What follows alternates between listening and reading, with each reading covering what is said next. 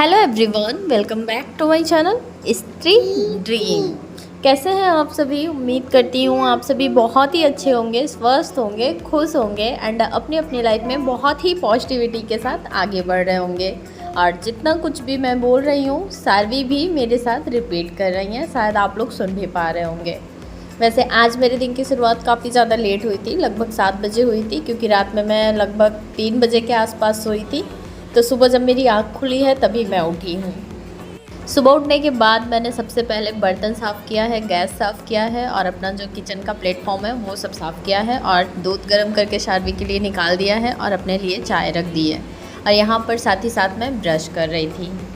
जिस दिन पढ़ाई अच्छे से हो गई रहती है उस दिन माइंड इतना ज़्यादा फ्रेश रहता है कि पूछो ही मत। और जिस दिन पढ़ाई नहीं हुई रहती है ना, उस दिन जैसे ऐसा फील होता है कि मेरा कुछ जैसे खो गया है।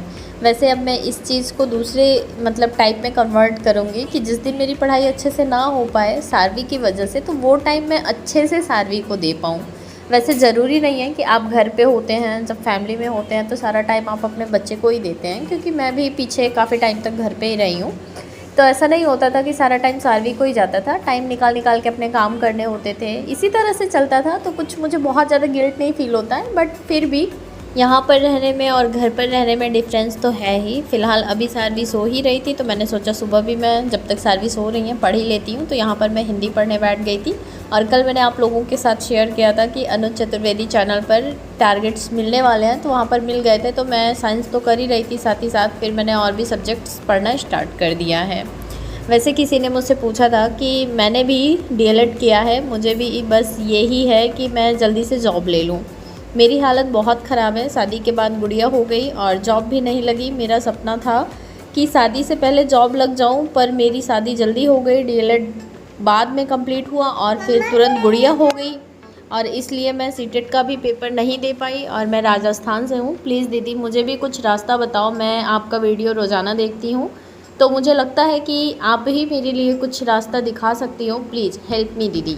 जब कोई अपनी प्रॉब्लम्स यहाँ पर शेयर करता है तो मैंने नोटिस किया है कि बहुत सारे लोग बहुत सारे सजेशंस देते हैं अपने अपने अकॉर्डिंग, और वो पढ़ के ना मुझे बहुत अच्छा फ़ील होता है। मुझे ऐसा फ़ील होता है ना कि एक टाइम ऐसा था कि मैं भी ऐसे चैनल्स पर जाती थी और अपनी प्रॉब्लम शेयर करती थी। वैसे बहुत कम लोग होते हैं कि जो रिप्लाई करते हैं। अब तो चलिए बहुत सारे लोग ऐसे हैं कि रिप्लाई भी कर देते हैं, बट जो बहुत आगे निकल गए हैं, चैनल चला रहे हैं, तो मैंने अपना पर्सनल अगर अपना एक्सपीरियंस बताऊं तो बहुत बार बहुत सारे लोगों को कमेंट किया है और रिप्लाई नहीं मिला था। आज के मैं 3-4 साल की पहले की बात बता रही हूँ, बट बहुत मुझे ऐसा फ़ील होता है कि ऐसे एक टाइम था कि मैं भी बहुत ज़्यादा कन्फ्यूज़ थी कि मैं क्या करूँ। अब जैसे कि मेरा ग्रेजुएशन 2015 में ही हो गया था और मेरी शादी को भी 5 साल कंप्लीट हो गए थे और मैं पढ़ नहीं रही थी, पढ़ रही थी घर से ही रहकर। एक होता है ना कि टाइम बहुत वेस्ट कर दिया मैंने, सिर्फ ये सोच कर कि मैं जब यहाँ से हटूँगी, कहीं जाऊँगी पढ़ने के लिए, तब मैं पढ़ूँगी। एंड चीज़ें जब तक लाइन पर आई तब तक मेरी प्रेगनेंसी हो गई और प्रेगनेंसी के बाद फिर बहुत सारे कॉम्प्लिकेशंस हो जाते हैं लाइफ में, फिर नहीं हो पाया। एंड साथ में फिर बीएड हो गया। बीएड से एक चीज़ तो बेनिफिट मिला, चाहे बीएड करने से कुछ बेनिफिट मिले या ना मिले, कि मैं पढ़ाई से जुड़ गई और बहुत अच्छे से जुड़ गई। क्योंकि अगर मैंने बीएड में शायद एडमिशन नहीं लिया होता तो मैं ये नहीं पढ़ रही होती।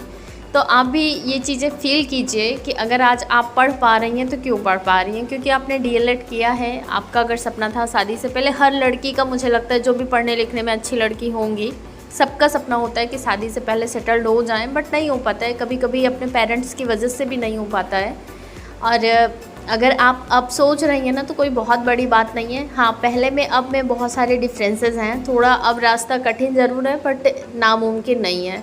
आप शुरुआत कीजिए। आपका डीएलएड कंप्लीट हो गया है। 1 दिसंबर को एग्ज़ाम है, मुझे पता नहीं था, मुझे लगा जनवरी में एग्ज़ाम होगा, क्योंकि मैंने नोटिफिकेशन पढ़ा नहीं, बस ऐसे आया था तो मैंने देख लिया था।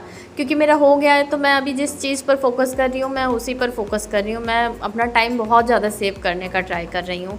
और आप भी ना अभी से पढ़ना स्टार्ट कीजिए। देखिए, जिसको भी लगता है कि वो यूट्यूब से पढ़ कर लेगा, मैं सबके लिए बोल रही हूँ, तो वो यूट्यूब से पढ़ना स्टार्ट कर दीजिए।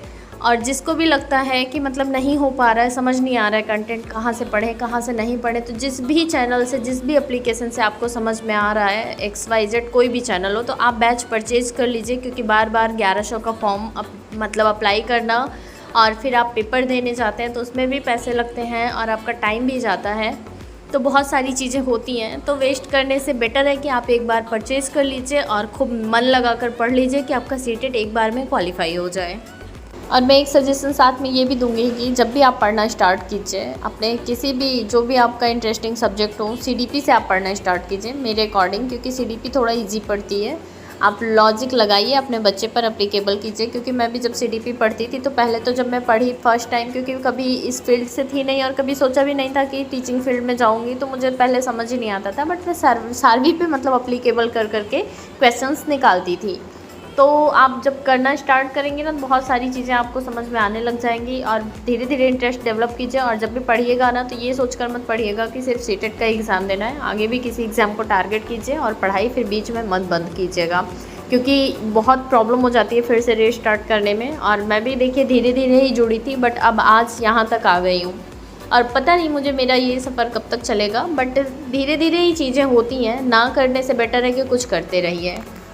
और बहुत सारे लोग कंफ्यूज हैं कि सीटेट के लिए क्या करें, कैसे करें, कहाँ से करें। तो मैंने आप लोगों को बहुत बार सजेस्ट किया है कि आप लोग किसी की भी मैराथन देखना स्टार्ट कीजिए, जहाँ से भी आपको इजी लगता है। बहुत सारे यूट्यूब चैनल अवेलेबल हैं, सब्जेक्ट वाइज आप सर्च कीजिए, बहुत सारे marathon videos and practice videos मिल जाएंगे। आप इधर उधर भटकने से बेटर है कि पढ़ना स्टार्ट कीजिए, पढ़ाई पर फोकस कीजिए, आपका एग्ज़ाम निकल जाएगा। ये मत पूछिए, क्योंकि कोई भी एग्जैक्ट नहीं बता सकता कि आप इतना कर लीजिए हो जाएगा, क्योंकि मैंने खुद 3 बार एग्ज़ाम दिया है, तब जाकर मेरा एग्ज़ाम क्वालिफाई हुआ है। आपको एग्जैक्ट कोई नहीं बता पाएगा कि आप ऐसे पढ़ लीजिए और आपका एग्ज़ाम हो जाएगा, क्योंकि मेहनत आपको ही करनी है। देखिए कोई भी कोचिंग पकड़ लीजिए, वो आपको घोल कर नहीं पिलाने वाले हैं, मेहनत आपको खुद ही करनी पड़ेगी। आप अपना टाइम बचाइए, आप सेल्फ स्टडी करिए, चाहे आप कोचिंग परचेज़ करके करिए क्लासेस या फिर आप यूट्यूब से कीजिए, करना आपको ही पड़ेगा। तो आज के लिए बस इतना ही, कल फिर मिलती हूँ, बाय बाय।